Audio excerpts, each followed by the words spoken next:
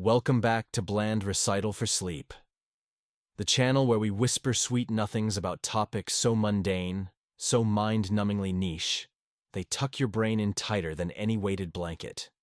Today's sleepy tale is titled Coffee Stains on Fashion, a History of Accidental Elegance. Let's begin with a big idea. Not all stains are created equal. Some are the result of poor decision-making. Others are an aesthetic choice. But coffee stains, well, coffee stains are in a category of their own. They're emotional, familiar, universally clumsy, and for some reason, they just keep showing up on clothing. Not just accidentally, but on purpose. Chapter 1. Origins of the Spill. In the beginning, there was the spill. Some say the first coffee stain in fashion happened in a Parisian cafe in 1863, when a poet with too many thoughts and not enough hand-eye coordination tipped an espresso into his cravat. Instead of shame, he embraced it. Others followed. Within weeks, stained scarves were all the rage among emotionally unstable creatives. Okay, none of that is historically confirmed. But doesn't it sound nice?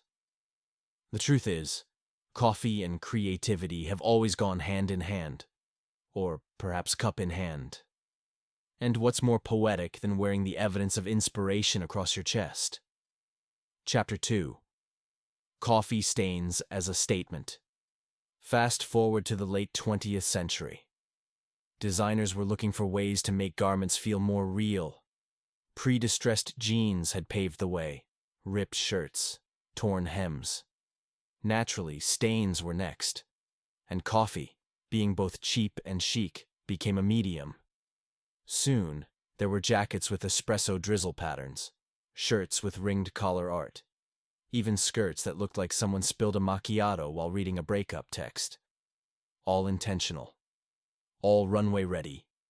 Editorials in fashion magazines praised the trend as suburban surrealism, a wearable ode to mornings gone wrong. Even celebrities began appearing on red carpets with what appeared to be latte mishaps. When asked, they simply said, "It's couture." Chapter 3. Haute caffeine couture. In Milan, one designer debuted an entire line called Caffeinated Chaos, each piece featuring organic hand-applied coffee splatters. No two garments were alike. Models strutted with mugs in hand. Some even sipped as they walked. One famously tripped and created an unplanned masterpiece on the catwalk. The audience applauded. The stain was later sold at auction for $14,000. The message was clear: chaos is couture. Design students began experimenting. They brewed espresso just to splash it on silk. They built entire thesis collections around the aesthetics of the accident. Professors were skeptical. Fashion blogs were obsessed. Chapter 4. DIY Disaster Chic. If high fashion can do it, so can we. TikTok soon caught on. Influencers began creating tutorials like how to splash your shirt like a Parisian poet and which roast leaves the best impression? Dark roasts won. People began intentionally staining white shirts and linen pants, then pairing them with ironic confidence and overpriced sunglasses. It became an aesthetic, somewhere between boho and burnout. Even major retailers got in on the trend, selling pre-stained apparel with names like Mocha Mist and Drip Happens. Thrift stores leaned in, marketing coffee-stained blouses as earthy neutrals with attitude. YouTube DIYers made entire playlists about turning accidents into art. One even tried latte art on denim. It didn't work. But the commitment? Impeccable. Chapter 5. Cultural Interpretations.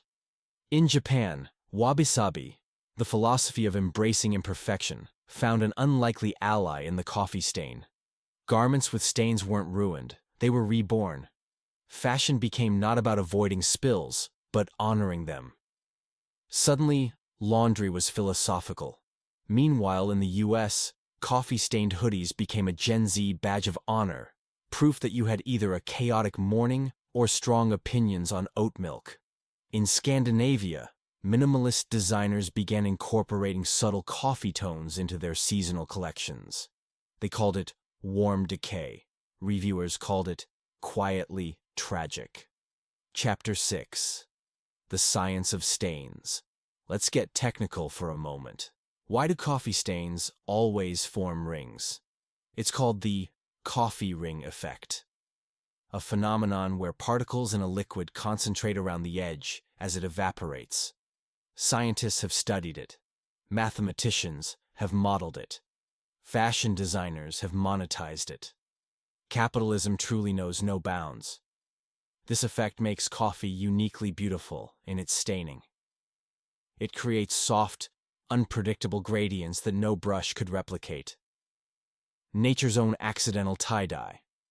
Researchers have even developed synthetic fabrics that hold stains better, not to prevent them, but to showcase them. One startup created a spray that locks in the artistry of your latest spill. It's marketed as a memory preserver.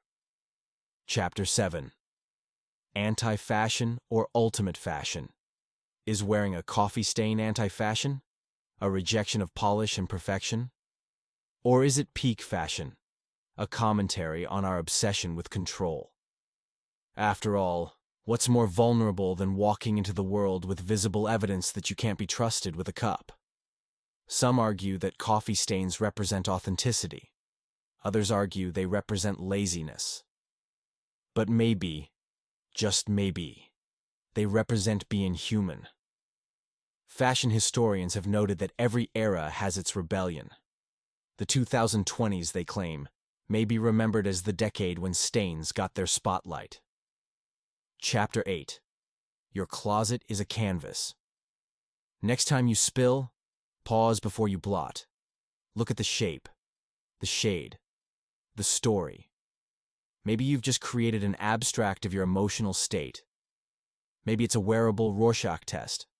Maybe it's art. Or maybe you're just sleepy and clumsy. Either way, own it. Wear it like a badge. Frame it in your mirror selfie. Hashtag it. #bean spill style. Because your closet doesn't need to be clean to be compelling. It just needs to be honest. Epilogue. The stain remains. And so concludes tonight's journey into the lightly caffeinated world of coffee stains and fashion. We hope you're now completely relaxed, thoroughly unbothered, and possibly reconsidering your next laundry load. Remember, the next time you wear your morning mistake, you're not a mess. You're a masterpiece. Good night, and may your dreams be softly splattered and medium roast.